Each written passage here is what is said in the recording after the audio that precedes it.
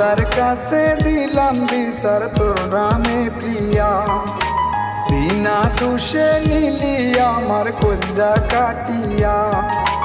তোর ওই স্মৃতি বলতে আমি গাজার কল কিছুই বুঝি নাই রে স্বার্থ লুবি বেঈমান প্রিয়া তুই।